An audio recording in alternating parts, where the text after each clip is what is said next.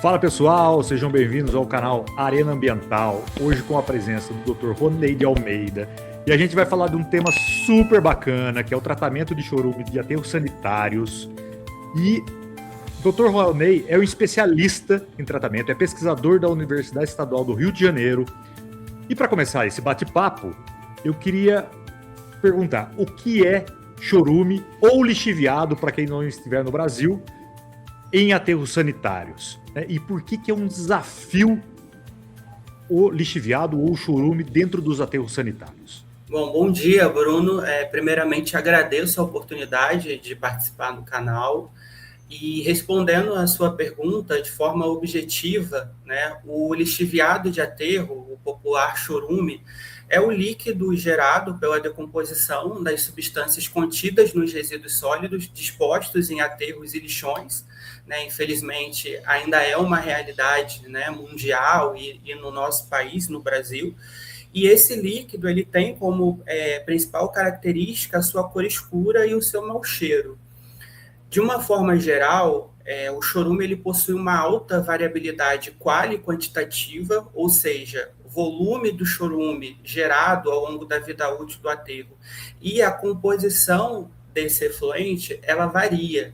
Então, isso acaba sendo um dos grandes desafios para os operadores do aterro lidar com essa alta variabilidade e complexidade de composição dessa água residuária. Então, isso é um aspecto bastante crítico ali na hora de se definir formas de gerenciar esse efluente.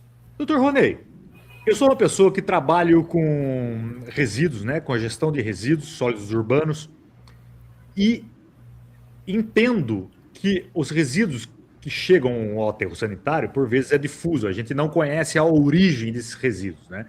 A minha pergunta é, como que esse chorume é formado? Quais são os processos físico-químicos, né, ou biológicos para a formação desse chorume? E qual o risco, né, a importância de se pensar num tratamento para esse chorume? Bom, então, considerando um reator sanitário convencional como um ambiente anaeróbio, que a gente tem à disposição desses resíduos é que nesse ambiente anaeróbio vão ocorrer processos bioquímicos de degradação das substâncias presentes nesse resíduo que vão originar o lixiviado. Então, você tem a umidade do próprio resíduo, você tem água de chuva que percola e infiltra o maciço do aterro, e dessa água em contato com o resíduo disposto naquele local, você tem os processos, né, de digestão anaeróbia, que a gente pode aí, dividir em hidrólise, acidogênese, acetogênese e metanogênese. Então, é um processo que vai ter como produto final o gás do aterro, né, que é também denominado biogás, que tem aí na sua composição os gás dióxido de carbono e gás metano como os principais componentes, e o chorume, que é esse líquido que lixivia e precisa ser drenado, ser retirado e ser gerenciado de forma adequada nos aterros sanitários. Então, como o chorume ele tem uma composição bastante complexa, né, porque o aterro ele é um ambiente dinâmico, né, então diversos fatores vão influenciar as características desse líquido, né, então o tipo de resíduo aterrado, né, qual é a composição gravimétrica desse resíduo, qual é o seu percentual de matéria orgânica, né, que é o principal componente, né, que vai ser degradado ali nesse processo bioquímico. Então, várias características vão influenciar esse processo, fazendo com que você tenha um líquido lixiviado que tem um alto potencial poluidor, porque vai ter várias substâncias que foram carreadas, arrastadas dos resíduos dispostos naquele local, e esse líquido ele precisa ser gerenciado de uma forma adequada, porque esses contaminantes do líquido têm uma série de impactos, né, ao meio ambiente, à saúde pública.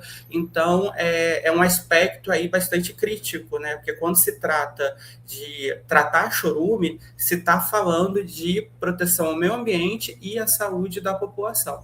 Então, isso acaba sendo um aspecto bastante crítico, né, desse elo da cadeia de gerenciamento de resíduos sólidos. Acredito que a gente vai discutir um pouco, né, nas próximas perguntas em relação relação a esses impactos, né, da importância de se tratar, como tratar, mas de uma forma geral é isso, né? Acho que eu respondi a sua pergunta. Professor, agora, assim, ó, existe parâmetros físico-químicos e biológicos que indicam, né, ou que são indicadores de qualidade de chorume, né? Quais são os principais parâmetros físico-químicos e biológicos? Bom, sim. Tá? Então, a gente tem os parâmetros de monitoramento da qualidade das águas e caracterização dos efluentes. E essa pergunta é bastante importante, porque é a partir dessa caracterização que se orienta a escolha dos processos de tratamento, das etapas de tratamento.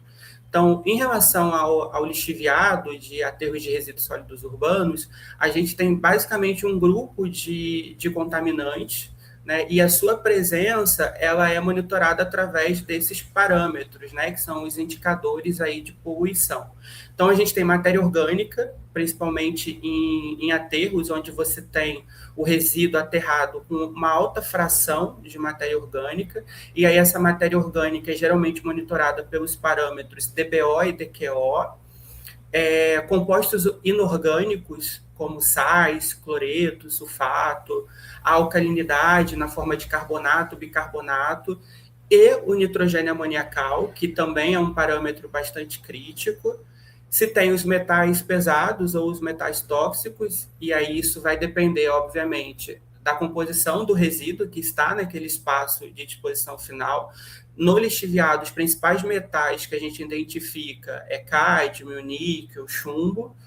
E, por fim, a gente tem o grupo aí de compostos orgânicos xenobióticos, né, como fenol, polihidrocarbonetos aromáticos, que são substâncias que geralmente são recalcitrantes, ou seja, elas não são biodegradáveis e elas têm o potencial de conferir ecotoxicidade, né, e alguns poluentes também podem causar prejuízos à saúde pública, são disruptores endócrinos, né, podem causar danos ao sistema nervoso. Então, você tem esse grupo de poluentes que, ao longo do processo de tratamento, precisa ser removido, né, para que se evitem os impactos aí deles, dado o seu lançamento no meio ambiente.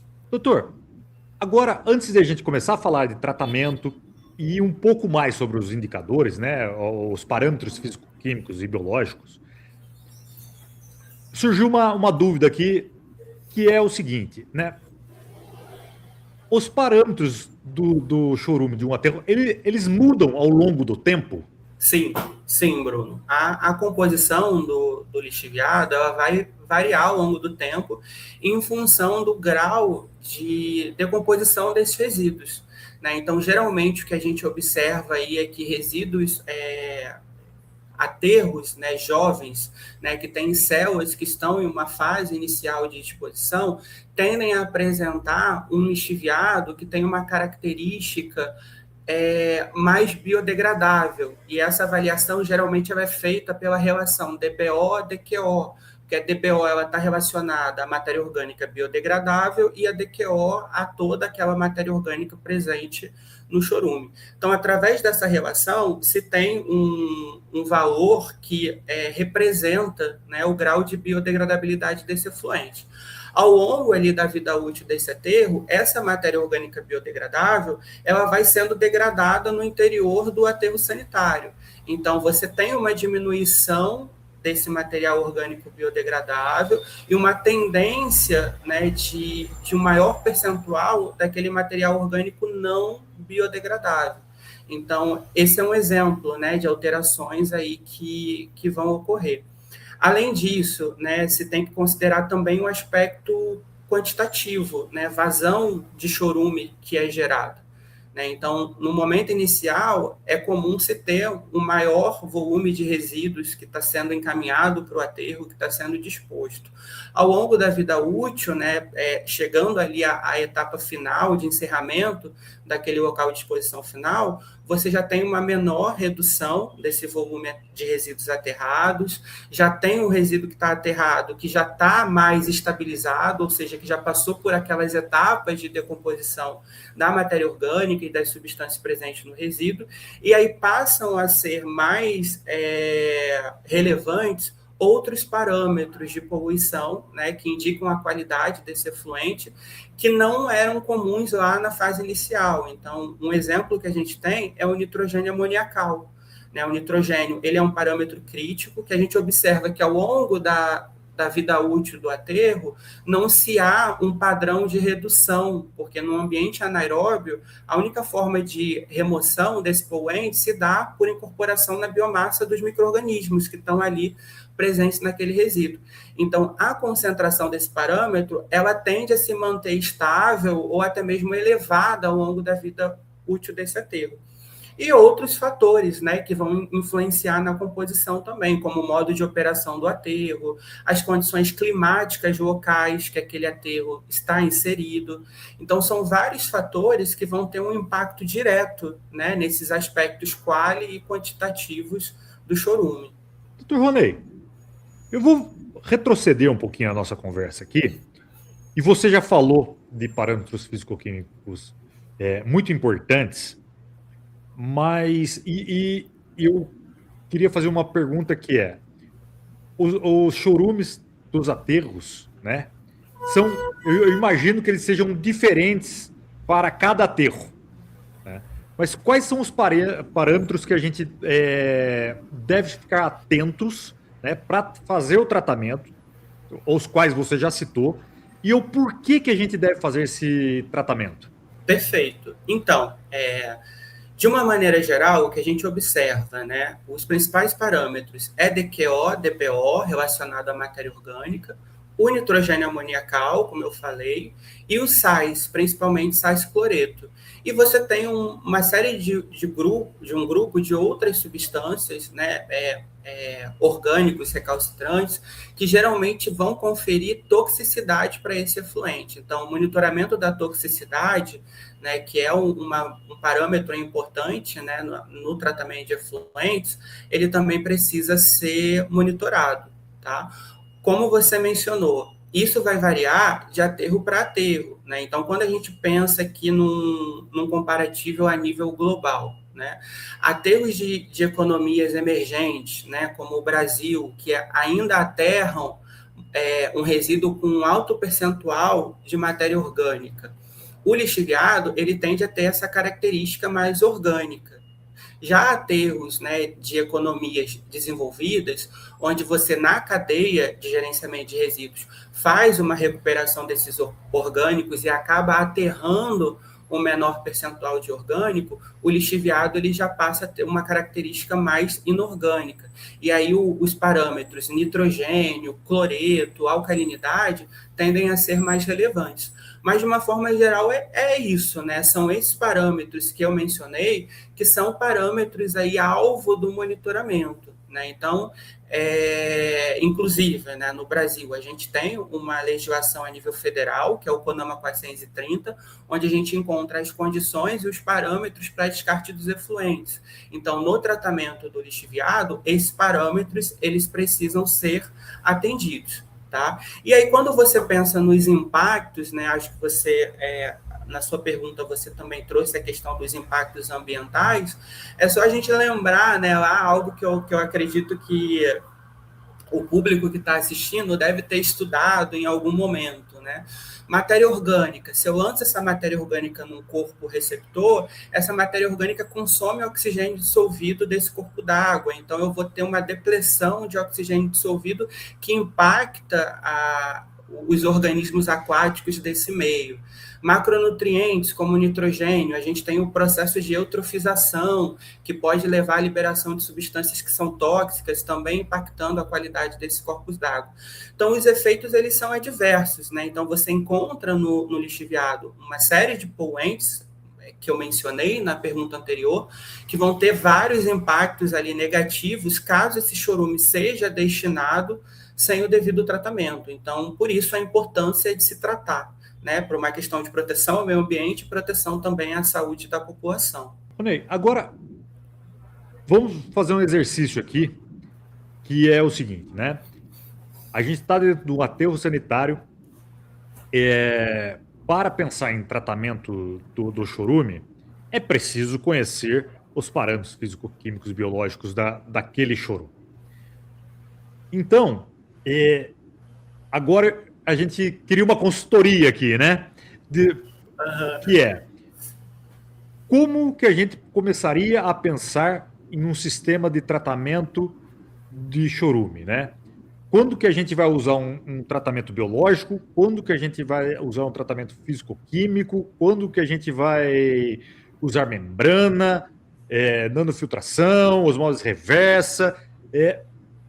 Ou existe um padrão ou é um conjunto de técnicas para tratar esse chorume? Como que o Dr. Roney pensaria num sistema de tratamento? Bom, de fato, é uma pergunta bastante complexa, né? Bastante ampla. E começando a resposta do final, né? Não existe uma rota tecnológica genérica para tratar qualquer tipo de chorume, porque como eu venho destacando, né, a composição, a vazão, ela é bastante variável ao longo ali da operação do aterro.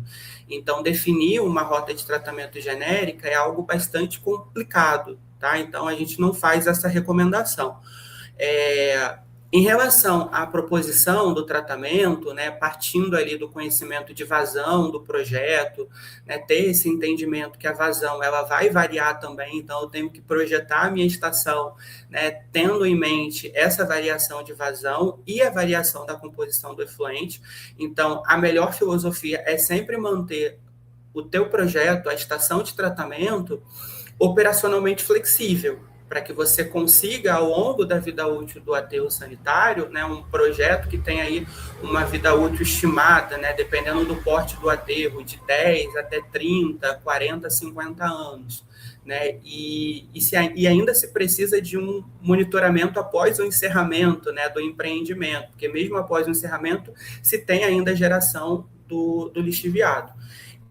Todos esses dados, eles precisam ser tomados no momento de se pensar uma rota tecnológica e um projeto de instalação de um processo de tratamento, tá? Pensando nas tecnologias agora, quando a gente pensa nos parâmetros, a biodegradabilidade do efluente, que é avaliada pela relação DBO-DQO, ela é uma variável bastante importante para a tomada de decisão, porque o que a gente observa é que efluentes que são biodegradáveis, que têm essa relação DBO-DQO, em geral, maior do que 0,4, ou seja, mais de 40% do material orgânico é biodegradável, se torna atrativo no tratamento você implementar um sistema biológico para tratar esse efluente, que são sistemas, né, comuns para tratar esgoto sanitário. Já quando você tem um efluente que é recalcitrante, ou seja, tem baixa biodegradabilidade, é necessário pensar outras tecnologias, né, e aí entram os processos físico-químicos, que vão ser necessários para a remoção desses outros parâmetros. E aí eu incluo o nitrogênio, cloreto, compostos que conferem toxicidade. Então, tudo isso precisa ser pensado no momento de se fazer um projeto, de se implementar uma estação para tratar chorume. Doutor Roney, eu vou trazer para dentro da nossa conversa uma experiência que eu tenho de África, né? Eu visitei muitos aterros e vejo que os aterros utilizam osmose reversa, né? Logo após lagoas de estabilização. Isso é uma metodologia correta? Não, então, nos aterros, né, é comum você ter esses sistemas de lagoas inicialmente. Então, quando você pensa num aterro de uma região metropolitana, um aterro de grande porte, geralmente essas lagoas elas funcionam como tanques de equalização. Como a vazão ela varia, né, a vazão de lixiviado drenado ela varia ao longo do tempo, nessas lagoas você equaliza essa vazão, né, para mandar para o seu sistema de tratamento posterior uma vazão contínua, né, que é a sua vazão ali do projeto. Em aterros menores é comum lagoa também, que são lagoas de estabilização para o tratamento do lixiviado. Em relação à adoção da osmose reversa, a gente vê que a osmose ela tem sido bastante utilizada como rota tecnológica, seja combinada a tratamentos físico-químicos ou tecnologias como os bioreatores com membrana, que talvez a gente comente nas próximas perguntas, ou como tecnologia isolada, que foi isso que você trouxe, né? Então, o efluente ali sai daquela lagoa e vai lá para o sistema de separação por membrana. Nos sistemas de separação, né, você tem um pré-tratamento, que geralmente é feito ali com um filtro cartucho, um filtro de areia, para condicionar aquele efluente para o processo de separação com membrana, para que você tenha ali um desempenho melhor daquele processo de separação e não influencie também, né, questões de obstrução de membrana, que ocasiona fouling, né? Então, tem todo esse cuidado operacional. Então, assim, a tecnologia com osmose, ela tem sido bastante utilizada, então, seja combinando ou seja de forma isolada. O que a gente tem que ter aqui um cuidado, né, quando fala dessa tecnologia, é que, dependendo do porte do aterro, do local que esse aterro está instalado, né, quando a gente olha para municípios de menor porte, a tecnologia ela pode não ser possível de ser implementada por uma questão de custo, né, operacional, o custo de instalação e o custo operacional. Então, nesse sentido, outras soluções elas precisam ser pensadas, avaliadas, né, e quando a gente olha para cenário Brasil, isso é feito, né? Então, é comum, nesses aterros menores, você ter sistemas de lagoas que depois recirculam esse lixiviado de volta para o maciço do aterro, né? Sistemas que vão combinar processo físico-químico com o tratamento biológico e até mesmo o envio desse efluente que é acumulado nas lagoas para tratamento externo, né, em uma estação de tratamento de esgoto, que é o que a gente chama de cotratamento. Então, as soluções, Bruno, elas são diversas, né? Então, assim, você tem várias rotas, vários caminhos que podem ser adotados e vão haver vários fatores que vão influenciar a tomada de decisão. Tá? Inclusive, um fator muito importante, né, que a gente só vem falando da parte de quantidade e composição do efluente, mas um outro fator que é muito importante é o custo. Né? Então, esse custo ele precisa ser considerado também quando é feito a escolha da rota tecnológica. Doutor Ronei, diante da sua explicação, eu queria começar a separar os tipos de tratamento existentes, né? O primeiro é o tratamento biológico. O que consiste um tratamento biológico, né? Ou se tem um pré-tratamento antes do biológico, se tem algum tipo de separação, se tem algum tipo de gradeamento, por exemplo. É só para quem nunca ouviu falar, né? Quais são as etapas antes de chegar no tratamento biológico e depois qual é o conceito de tratamento biológico? Bom, então, essa classificação, né, das etapas de tratamento ou dos processos e operações de tratamento depende ali do seu referencial, da sua literatura consultada, né? Eu, nas minhas aulas, inclusive, eu gosto muito de adotar uma classificação que divide essas etapas em graus ou níveis. Então, a gente tem ali o tratamento preliminar, depois o primário, o secundário, que é onde eu identifico os processos biológicos de tratamento, e, por fim, o tratamento terciário ou o tratamento avançado. Então, pensando nessa lógica, né, o que a gente tem? Num tratamento preliminar, são operações físicas de separação de sólidos, então você encontra um gradeamento, encontra uma desarenação, pode ter um tanque para ajuste de pH, depois leva esse efluente para o tratamento primário, onde eu identifico processos físico-químicos. Né? E aí tem coagulação química, precipitação química, o arraste por fluxo de ar, ou stripping, que é um processo utilizado para remoção de nitrogênio amoniacal, para em seguida eu chegar ao tratamento secundário ou tratamento biológico. Então, é comum, antes do tratamento biológico, eu ter essas etapas anteriores, né, que condicionam o meu efluente para o processo biológico. Porque o que é um processo biológico? É um processo onde você vai ter micro-organismos que vão ser os responsáveis pela remoção dos poluentes do teu efluente, principalmente matéria orgânica biodegradável, que eu quantifico lá com o parâmetro DBO, e dependendo da configuração do sistema, se eu tiver uma nitrificação, denitrificação, ou tiver um ambiente anaeróbio com bactérias acumuladoras de fósforo, eu consigo remover também nitrogênio e fósforo, que são macronutrientes. Então, o tratamento biológico, né, o tratamento secundário, eu vou ter a ação desses micro-organismos, que são bactérias, protozoários, né, que vão formar o que a gente chama de floco microbiano, ou a minha biomassa, que pode também estar aderida a um meio suporte, como em um filtro percolador, que vai ser responsável por remover esses poluentes. Tá? Então, se tem que ter um condicionamento antes de chegar no tratamento biológico, porque você pode ter nesse efluente, você pode ter no lixiviado, contaminantes que vão interferir no desempenho do tratamento biológico, que é mediado por micro-organismos. Né? E os micro-organismos, eles são muito sensíveis. Então, se você tem algum componente que é tóxico, algum componente que é inibidor da sua atividade, né, isso vai prejudicar o desempenho. Então, ele tem que ser removido numa etapa anterior, antes de se adotar um tratamento biológico.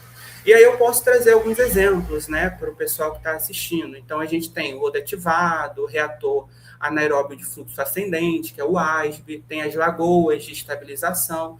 Então, tem uma série de processos biológicos que podem ser por via aeróbia ou anaeróbia, né? E são utilizados aí também para tratar o lixiviado.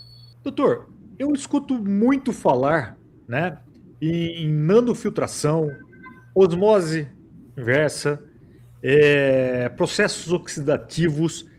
Você pode explicar para a gente o que são essas técnicas dentro do tema tratamento de chorume?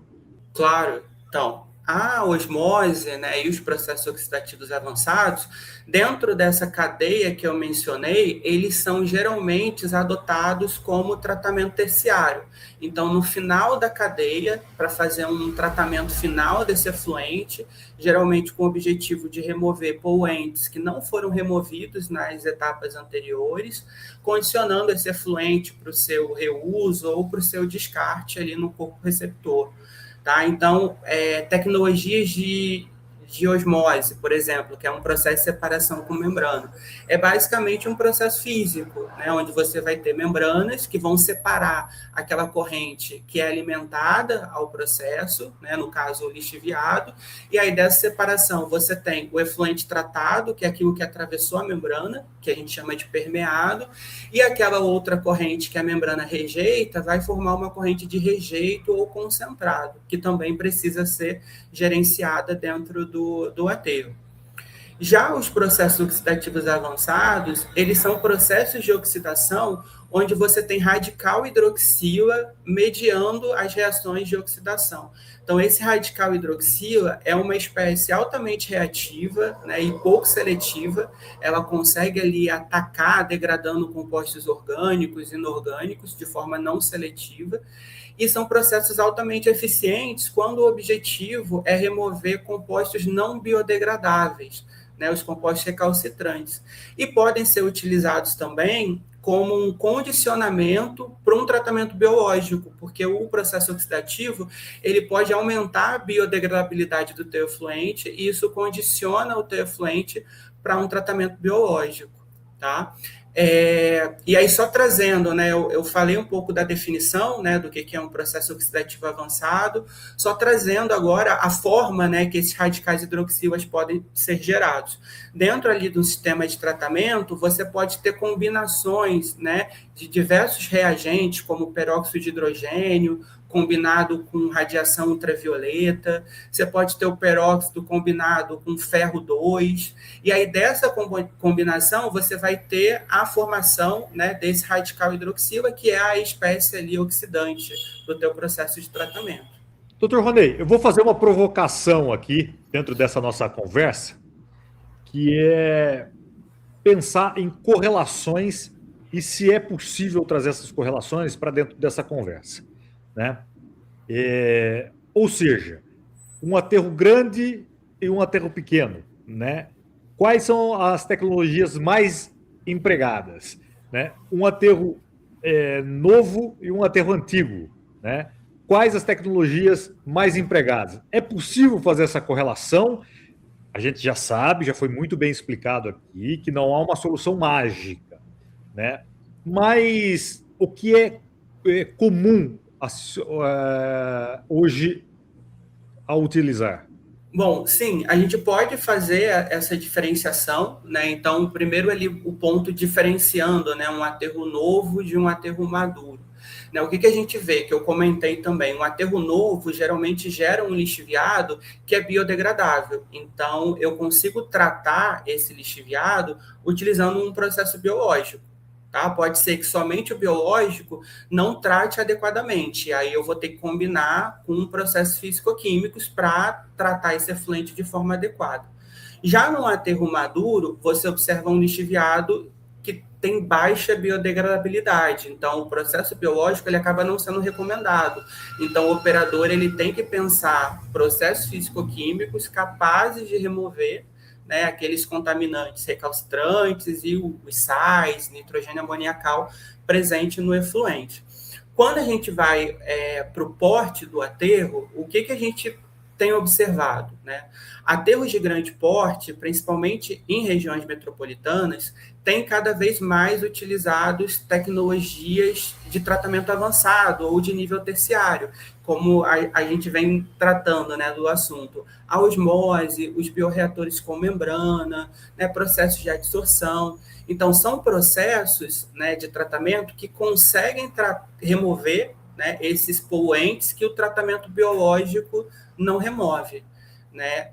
Por outro lado, são tecnologias que tendem a ter um custo de instalação e um custo operacional maior. Então, isso precisa ser avaliado, né, ser considerado também para a tomada de decisão.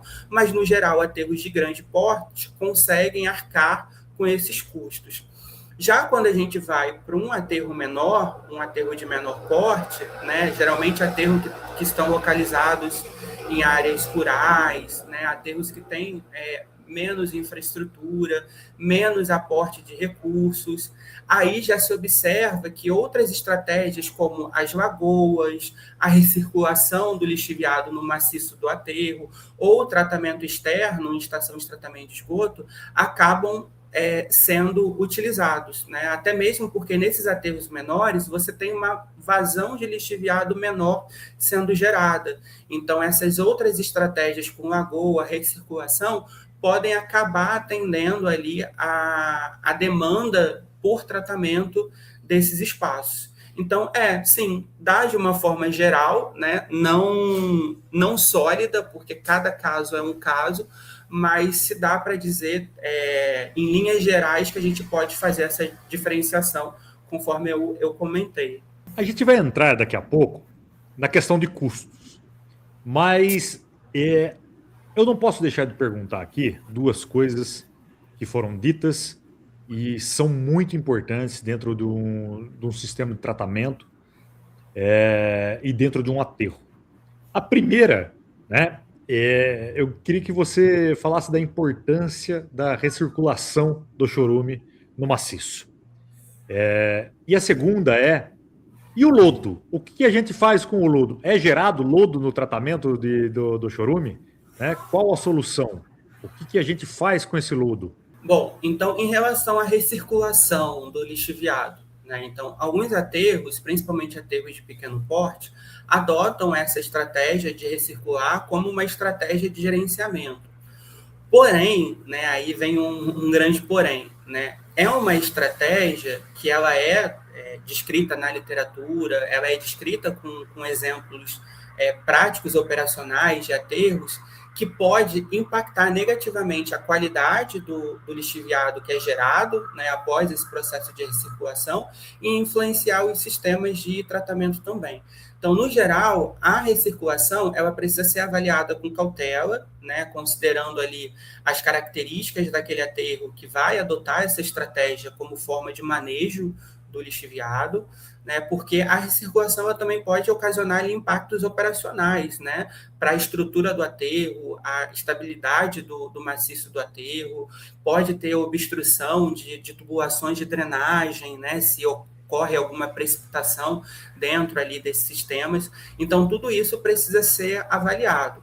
No geral, é uma estratégia que é adotada em regiões áridas ou semiáridas, onde você tem ali uma alta taxa de evapotranspiração, então o próprio processo de recirculação se tem uma redução de volume por conta da evaporação, e você consegue manter um teor de umidade no interior das células de disposição, que a umidade é importante para degradar os resíduos e estabilizar matéria orgânica. Em relação ao lodo, né, o lodo ele pode ser gerado em processos físico-químicos, como a coagulação química, a precipitação química, e pode ser gerado em processos biológicos, como o lodo ativado, né, que gera uma alta quantidade de lodo. E esse lodo é o subproduto sólido, né, do tratamento. Então, sistemas que têm um processo físico-químico ou têm um tratamento biológico, como o lodo ativado, vai ter lodo e vai precisar gerenciar esse lodo também. Tá? Então, geralmente, o gerenciamento vai envolver etapas que precisam remover a umidade desse lodo e estabilizar a matéria orgânica ou estabilizar compostos inorgânicos, principalmente se for um lodo que veio de um processo físico-químico, como a precipitação química. Então, se tem que ter um gerenciamento adequado desse subproduto, e isso é um aspecto aí crítico, porque esse gerenciamento ele tende a aumentar os custos operacionais da estação de tratamento.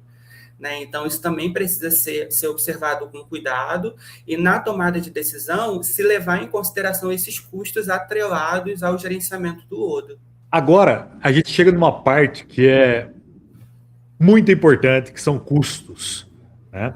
A gente ainda vai falar muito ainda do tratamento, mas os custos para a implementação de um sistema de tratamento, né, é a dor de cabeça, eu acho que de muitas empresas, muitas cidades, e você poderia escalonar, né? Qual é o processo de tratamento do mais barato ao mais caro, né? E dizer um pouco assim, não precisa falar valores, porque isso depende do projeto, depende do dimensionamento, mas em relação a custos, né? Qual é o mais barato, qual é o mais caro? Bom, então, de uma maneira geral, né, o tratamento biológico ele tende a ter uma simplicidade operacional, né, principalmente sistemas de lagoa, de estabilização, né, uma necessidade menor de manutenção. Então, isso tende a fazer com que os custos de tratamento sejam menores. Só que a gente tem que considerar que esses sistemas podem não ser suficientes para tratar o lixiviado de forma adequada. E aí, quando a gente vai para tratamento físico-químico, né, seja a coagulação, precipitação, tratamento terciário avançado, membrana, adsorção, os custos eles tendem a ser maiores, né, por conta ali da complexidade de instalação e operação desses sistemas. Mas a gente tem que sempre avaliar com muito cuidado, né? Porque, inclusive, quando a gente fala, né, que o processo biológico ele é mais simples e ele tem um custo menor, né? Depende do processo. Se eu olho um lodo ativado, por exemplo, eu tenho que considerar que eu vou ter um consumo energético por conta da aeração, que eu vou ter que gerenciar o lodo biológico, né, que é o subproduto do tratamento, né? Dependendo ali da característica do lixiviado, geralmente os lixiviados de aterros de resíduos sólidos, eles são pobres em fósforo. E aí, para o bom funcionamento do tratamento biológico, a gente precisa ter um atendimento adequado da relação carbono, nitrogênio e fósforo. Então, é comum eu ter que adicionar esse fósforo ao efluente para que o tratamento biológico possa funcionar de forma adequada. Então, são muitas variáveis, né, que estão envolvidas, né, no custo operacional desses sistemas, e isso precisa ser olhado com cautela.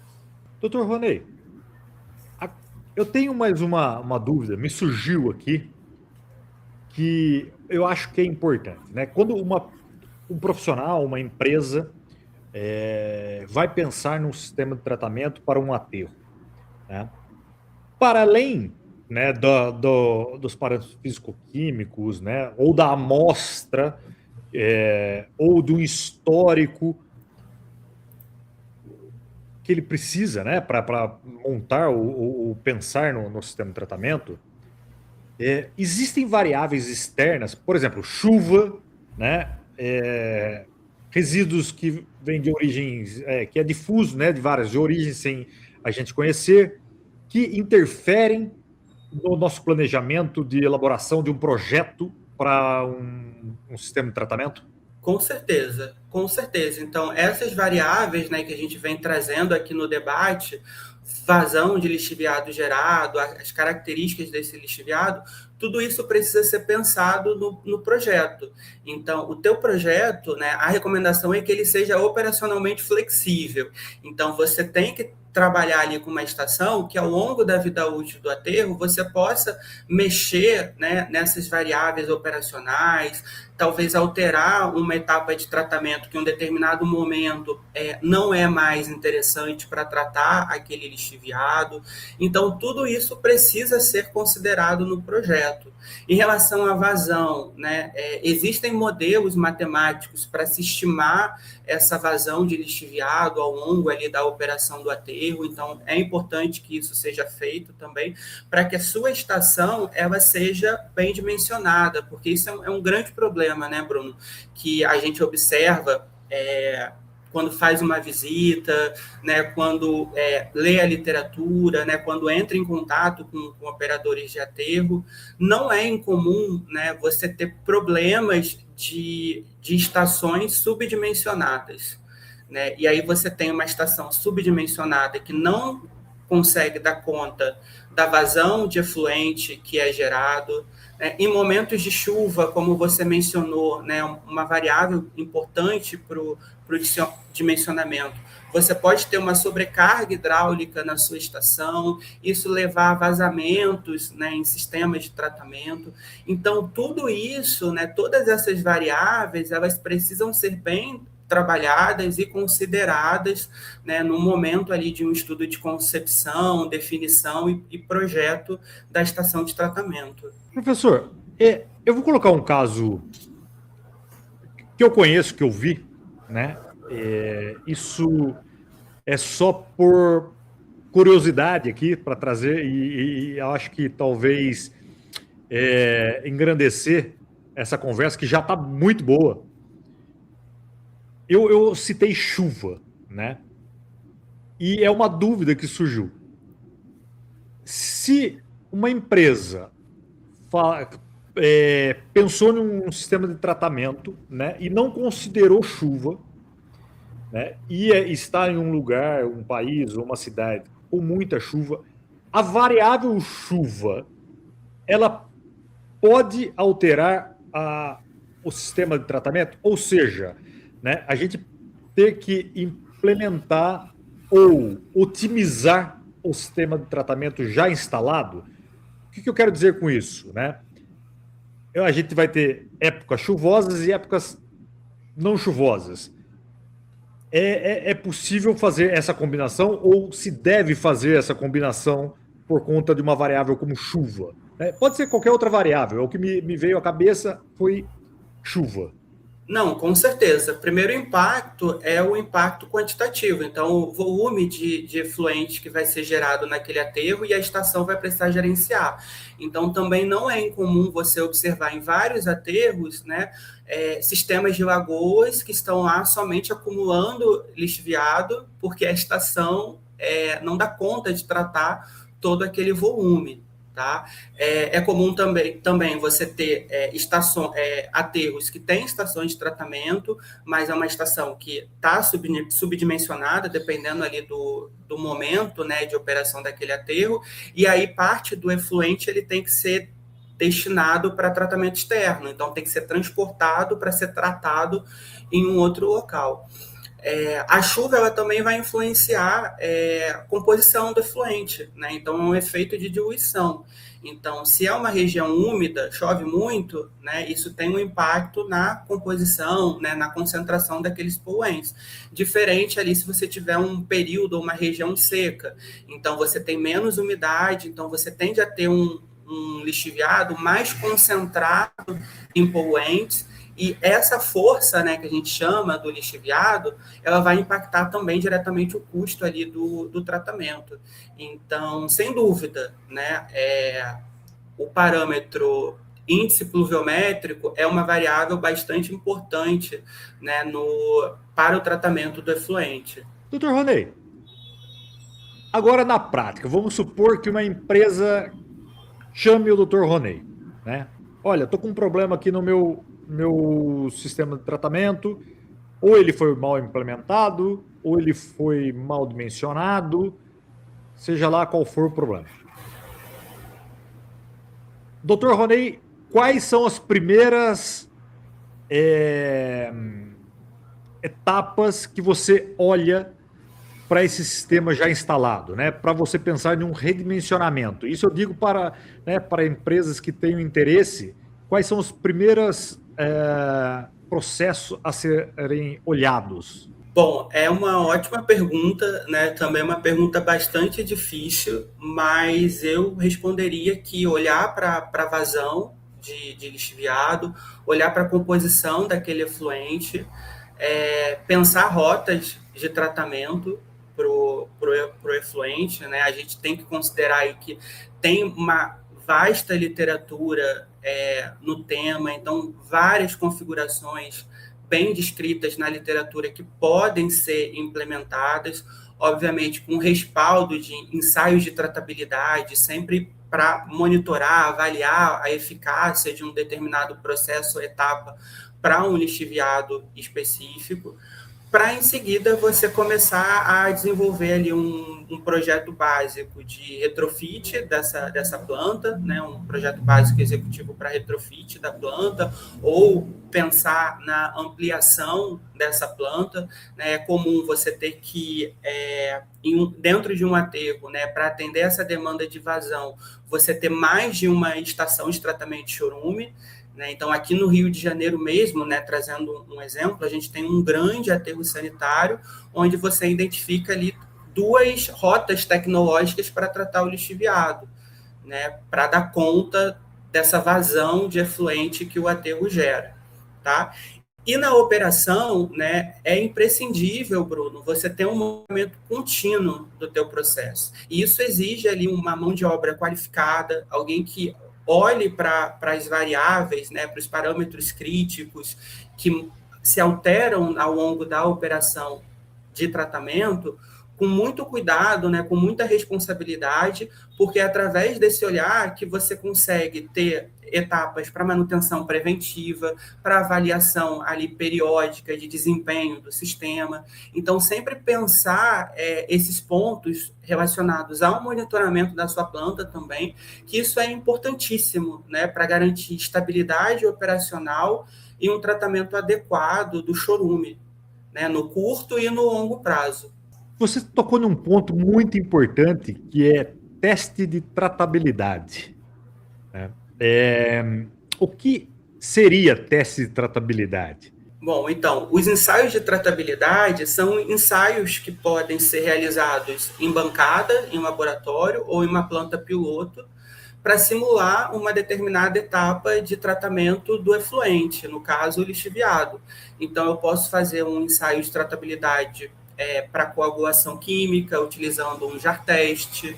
Eu posso fazer um ensaio de tratabilidade para um processo de separação por membrana, utilizando módulos de membrana em escala de bancada ou uma planta piloto.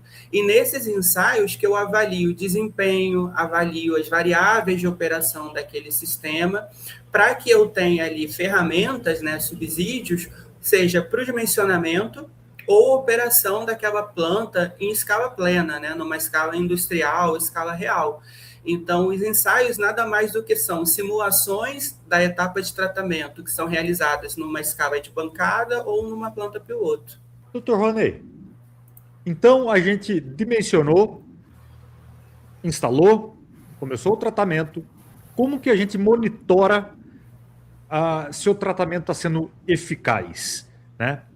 E qual o órgão que fiscaliza, né, esse efluente tratado, né, ou legislação que a gente precisa atender para que o sistema de tratamento seja adequado?